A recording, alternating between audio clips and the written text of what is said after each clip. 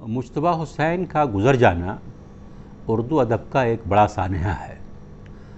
حقیقت یہ ہے کہ مجتبیٰ حسین اردو طنز و ظرافت کے بے تاج بادشاہ تھے۔ میں نے حسن چشتی کی ایڈٹ کردہ 3 کتابیں مجتبیٰ حسین کی بہترین تحریریں پڑھی ہیں، اور ظاہر بات ہے مجتبیٰ حسین کی 20 کتابیں ہیں، لیکن اس میں جو ان کے خاکے ہیں، جو مجتبیٰ حسین نے خاکے لکھے ہیں، وہ غضب کے ہیں۔ اور مجتبیٰ حسین نے فیض احمد فیض، سجاد ظہیر، سلیمان اریب، شائستہ مکنت، فکر تونسوی وغیرہ پر اس میں جو خاص بات یہ ہے مجتبیٰ حسین کے یہاں تمام تحریروں میں بھی، نشائیوں میں بھی اور سفرنامے میں بھی، کہ ان کے یہاں منظر نگاری اور واقعہ نگاری وہ غضب کا ہوتا ہے، وہ ظرافت کے بادشاہ ہیں۔ طنز کا تو بس تھوڑا سا شائبہ ہوتا ہے، اور وہ جس طرح سے اپنی باتوں کو پیش کرتے ہیں، جس طرح سے ان کے ہاں مزاح کے عناصر ہوتے ہیں، وہ کسی دوسرے کے ہاں نہیں۔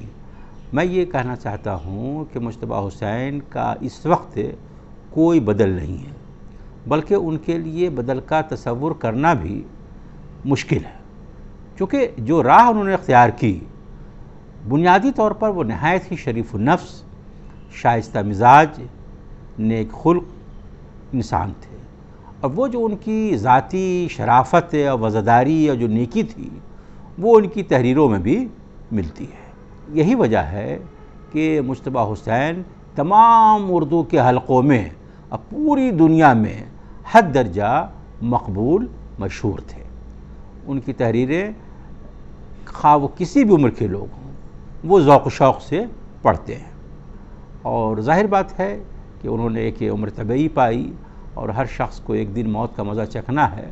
وہ اب ہمارے درمیان نہیں رہے۔ گزشتہ دنوں وہ دہلی تشریف لائے تھے 2 برس پہلے، اور بہادر شاہ ظفر ایوارڈ ان کو دہلی اردو اکیڈمی جانب سے ملا تھا، اور اس ایوارڈ فنکشن میں موجود تھا۔ بعد میں ملاقات ہوئی، تفصیل سے گفتگو بھی ہوئی، وہ بڑے خوش ہوئے اس ایوارڈ کو پا کر، اور دہلی والوں نے جو ان کے ساتھ اچھا سلوک کیا۔ دہلی والے تو سمجھتے تھے وہ دہلی کے ہیں، اور حیدرآباد والے سمجھتے تھے وہ حیدرآباد کے ہیں۔ سچی بات تو یہ کہ مجتبیٰ حسین اردو والوں کے تھے، جہاں جہاں اردو تھی وہاں مجتبیٰ حسین تھے، اور مجتبیٰ حسین کا گزر جانا ظاہر بات ہے شعبہ اردو جامعہ ملیہ اسلامیہ کے لیے بھی ایک بہت ہی افسوسناک امر ہے، اور اس لیے ہم لوگ ذاتی طور پر رنج و غم کا اظہار کرتے ہیں۔ اسرار جامعین سے ہم میں سے بیشتر لوگوں کے ذاتی مراسم تھے، اور انہوں نے ایک عجیب و غریب زندگی گزاری۔ ان کا پورا نام سید شاہ اسرار الحق تھا، اور وہ پٹنے کے ایک بڑے متمول اور ذی حیثیت خاندان کے فرد تھے۔ ان کی رشتہ داری میرے وطن گیا میں بھی تھی، جس کا وہ اکثر ذکر کرتے تھے، اور جامعہ سے تو ان کا خاص رشتہ تھا۔ پہلی کتاب جو ان کی طنز پارے آئی تھی تو انہوں نے اس کا انتساب اپنے استاد ڈاکٹر ذاکر حسین کے نام کیا تھا۔ ذاکر حسین جو کہ جامعہ کے شیخ الجامعہ بھی رہے اور ہندوستان کے صدر جمہوریہ ہند بھی رہے۔ وہ تواتر سے جامعہ شعبہ تشریف لاتے، شعبہ اردو میں، خواہ کسی بھی پروگرام جلسے میں ہو، مجھ سے ذاتی طور پر کہتے کہ آپ مجھے فون کر دیا کیجئے، آپ مجھے کسی سے کہلوا دیا کیجئے، میں آ جاؤں گا۔ اور کبھی کبھی تو مجھے حیرانی ہوتی تھی کہ میں نے ان کو خبر کیا نہیں اور وہ حاضر ہیں۔ معلوم ہوا کہ وہ بینر بھی دیکھ لیتے تھے تو وہ آ جاتے تھے، اور بڑے خشوع و خضوع سے۔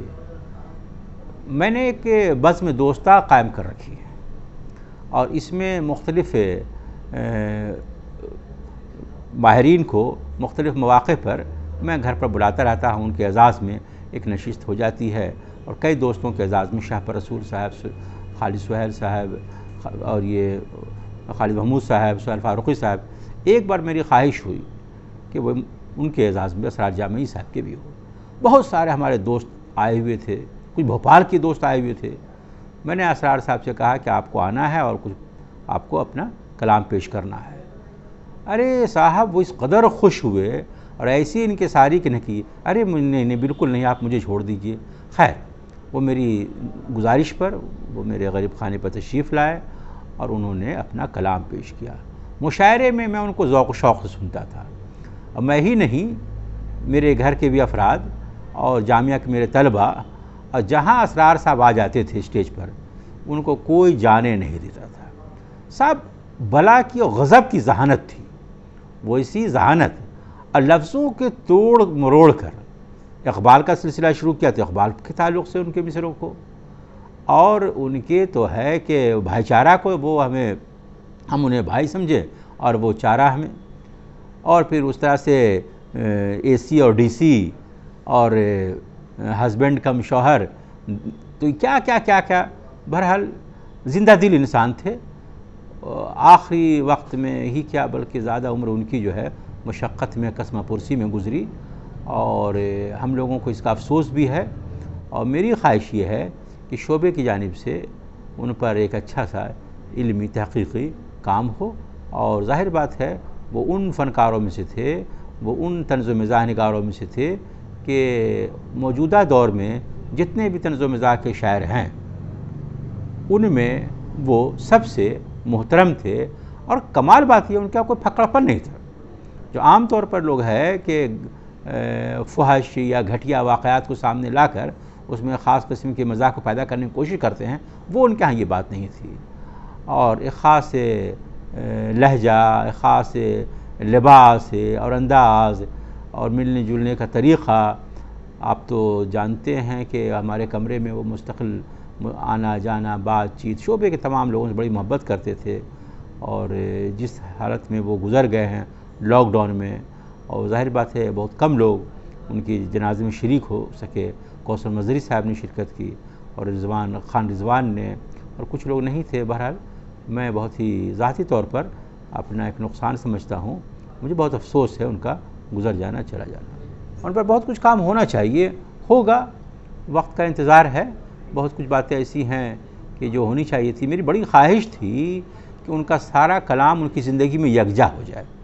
میں نے یہ ذمہ داری ڈاکٹر جاوید حسن کو دی تھی کہ آپ ان سے حد درجہ قربت رکھتے ہیں، اور ان کے ہاں آتے ہیں، جاتے ہیں، ملتے جلتے ہیں، لیکن ایک تو ہمارے اسرار جامعی صاحب کی جو کہیے کہ بے سروپائی، اور کوئی ان کے ہاں جو تنظیمی صلاحیت کی کمی، اور جاوید حسن صاحب کی بھی مصروفیت مشغولیت، وہ کام یہ نہیں کر سکے۔ پتہ نہیں کچھ کیا ہوگا، میں ان سے گزارش کروں گا ان چیزوں کو یکجا کیجئے، اور یہ کام ان کی زندگی میں ہونا چاہیے تھا۔ میں بار بار یہ کہہ رہا تھا کہ 3-4 برسوں سے یہ کام کر لیجئے، کیونکہ ایک بار ان کا جو دوسرا مجموعہ آیا بہت ذوق و شوق سے ہمارے پاس لایا، ہم لوگ کے پاس اور خالد محمود صاحب کے پاس ہے، اور بہرحال جو ان حالات میں تھے تو ان کے ساتھ بہت کچھ انصاف نہیں ہوا، اور بہت کچھ ہو سکتا تھا اگر ان میں تھوڑی سی جو ہے تھوڑی آسودگی ان کو رہتی، کچھ تنظیمی صلاحیت رہتی، تو جس پائے کے شاعر تھے ان کو اور بلند مقام حاصل ہوتا۔ لیکن بہرحال جو بھی ان کا کلام ہے وہ ان کو زندہ رکھنے کے لیے کافی ہے۔